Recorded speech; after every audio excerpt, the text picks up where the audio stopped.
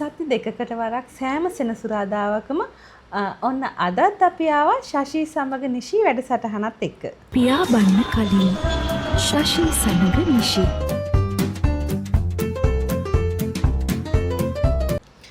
ඉතින් අද දවසේ අපි මොකද්ද විශේෂයෙන්ම කතා කරන්න බලාපොරොත්තු වෙන මාතෘකාව?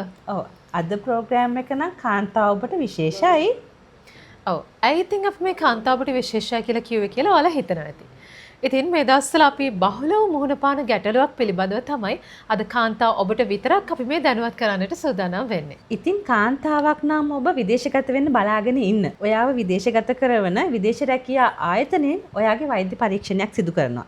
ඉතින් එතකොට ඔයාගේ ප්‍රෙග්නන්සි ටෙස්ට් එක අනිවාර්යයෙන් සිදු කරනු ලබනවා. ඉතින් මේ දවස්වල අපි බහුලව මුහුණ පාන ගැටලුවක් තමයි විශේෂ විදේශ රැකියා ආයතනයක් විදිහට ඔබගේ මෙඩිකල් පරීක්ෂණයෙන් පසු ඔබ නිරන්තරයෙන්ම සැලකිලිමත් විය යුතුයි ඔබගේ ගැප් ගැනීම පිළිබඳව. ඉතින් ඒක අපි කිව්වේ අද වැඩසටහන ගොඩක් කාන්තාවන්ට පමණයි කියලා.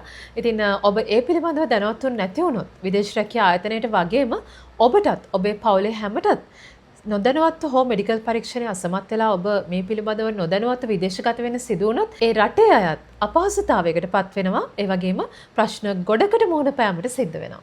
ඉතින් ඔයා ගෘහ සේවිකාවක් වශයෙන් විදේශගත වෙන්න ඉන්නවා නම් ඔයාගේ ප්‍රෙග්නන්සි ටෙස්ට් එක පොසිටිව් වුණොත් ඔයාට විදේශ රැකියා ආයතනය මගින් කරලා තියෙන වියදම් ටික ඒ රැකියා ආයතනයට ලබා දෙන්න සිදු වෙනවා.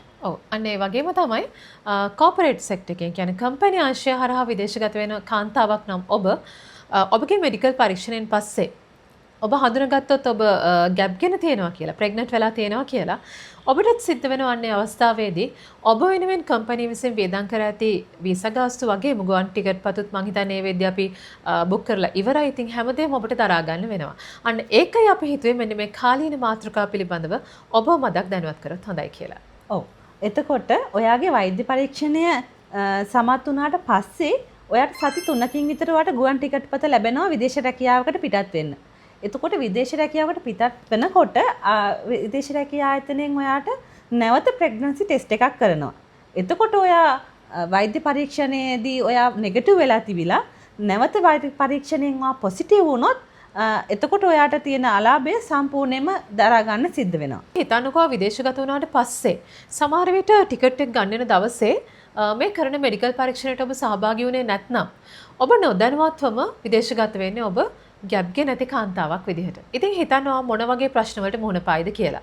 ඔයා ලංකාවෙන් ගන්න ඔයාගේ කම්පැනි එකෙන් හෝ ඔයාගේ එම්ප්ලොයර් ලොකු ගාණක් වියදම් කරනවා. ඉතින් ඔයා එහාට ගියාට පස්සේ ඔයා ප්‍රෙග්නන්ට් වෙලා හිටියොත් පොඩ්ඩක් හිතලා බලන්න සමාජීය වශයෙන් වගේම ආර්ථික වශයෙන් ඔයගොල්ලෝ මොනතරම් අපහසුතාවයකට පත් වෙනවද කියන එක. විශේෂයෙන් ඔයාගේ සමාජීය වශයෙන් මානසික වශයෙන් ඔයාට ගොඩාක් අපහසුතාවයකට පත් වෙන සිද්ධ වෙනවා. අන්න ඒ වගේ අවස්ථාවකට ඔයාට මුහුණ පාන්න සිද්ධ වුණොත්. අන්න ඒකයි අපි ඔයගලන්ට දැනුවත් කරන්න හිතුවේ. මෙන්න මේ කාල සීමාව ඇතුළත ඔයා විශේෂයෙන් සැලකිලිමත් විය යුතුයි කාන්තාවක් විදිහට. මොකද අපි විදේශගත වෙන්නේ තමන්ගේ මොකක් හරි අරමුණක් කරා නිසා. ඉතින් මේ කරුණු ගැන ඔයා දැනුවත් වුණානේ.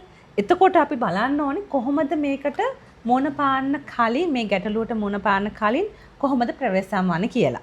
ඉතින් ඔයා විදේශගත වෙන්න සිහින දකින්න කාන්තාවක් නම් විදේශගත වෙන්න සිහිනයට අපි පෙරමන් තනාගෙන යනකොට කරුණු පිළිබඳව ඒ කියන්නේ රෝගයක් පිළිබඳව සහ ඔබ ගැප් ගැනීම පිළිබඳව ගොඩාක් ප්‍රවේශම් වන්න ඕනේ. ඉතින් ඔබ විවාහක කාන්තාවක් නම් ඔබ විදේශගත වෙන්න කලින් මොකද ඔබ දන්නවා මාස කිහිපයකට කලින් ඔබ විදේශගත වෙන්න සූදානම් වෙනවා කියලා. ඉතින් ඔබ යන්නේ ඔබේ ආදරණීය දරුවන්ගේ එහෙම නැත්නම් ඔබේ ස්වාමිපුරුෂයාගේ ඔබේ පවුලේ අයගේ උන්නතිය සඳහා. ඉතින් මේ වෙනුවෙන් අපිට යම්කිසි දෙයක් කැපකිරීමක් සිදු කරන්න සිද්ධ වෙනවා. ඉතින් ඔබත් විවාහක කාන්තාවක් නම් මම හිතනවා ඔබ පවුල් සෞඛ්‍ය සේවා නිලධාරිනියක් හා සම්බන්ධ වෙලා උපදෙස් ලබා ගත්තොත් හොඳයි කොහොමද මම මේ කාලවකවානුවේ පරිස්සම් වෙන්නේ. ඒ වගේම මම මේ කාලවකවානුව කොහොමද මැනේජ් කරන්න කියන එක පිළිබඳව. විශේෂයෙන් ඇයි කියලා තේ ඔබ කොහොමද උපත් පාලන ක්‍රමානුගමනය කරන්නේ සහ කොහොමද ඔබ නිරෝගී කාන්තාවක් විදිහට විදේශගත වෙලා යලිත් තමන්ගේ සීනය සැබෑ කරගෙන අභිමානවත් කාන්තාවක් විදිහට කොහොමද ලංකාවට පැමිණිය යුත්තේ කියන පිළිබඳව. මේ කරුණු පිළිබඳව ඔයා සැලකිලිමත් නොවුනොත් ඔයා විදේශගත වුණාට පස්සේ ඔයා ගොඩාක් ප්‍රශ්න වලට මුහුණ දෙන්න පුළුවන්. ඔයා අපහසුතාවයට පත් වෙන්න පුළුවන්. එහෙම වුණොත් ඔයාගේ කාලය මුදල් දෙකම අපරාධයි. ඉතින් මෙම වැඩසටහනේ ප්‍රධාන අරමුණ වෙන්නේ පියම්බන්න කලින් ඒ කියන්නේ ඔබ විදේශගත වෙන කලින් ඔබව හරි මාර්ගයට යොමු කරන එක. අන්න ඒකයි අද අපි හිතුවේ මෙන්න මේ වගේ කාලීන මාතෘකාවක් පිළිබඳව ඔබ පොඩ්ඩක් හරි දැනුවත් කරොත් හොඳයි කියන එක. ඉතින් අපි හිතනවා මේ මොකක් හරි අදහසක් ඔබ හැම අද දවසේදී ගන්න ඇති. ඉතින් අපි කිව්වට වඩා දෙයක් ඔයගලන්ට තේරෙන්න ඇති. ඉතින් ඔබ කොහොමද විදේශ ගමනකට සූදානම් වෙන්නේ කියලා කාන්තාවක් විදිහට අවබෝධයක් ලැබෙන්න ඇති. ඒ වගේම තව පාරක් හිතන්න හිත යොමු වෙන්න ඇති කියලා අපි විශ්වාස කරනවා.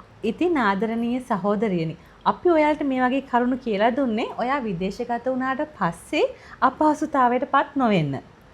ඉතින් මේ පිළිබඳ සැලකිලිමත් වෙන්න කියලා ආදරෙන් ඉල්ලන ගම අදට අපි සමු ගන්නවා. නැවත හමු වන බලාපොරොත්තු වෙන්න.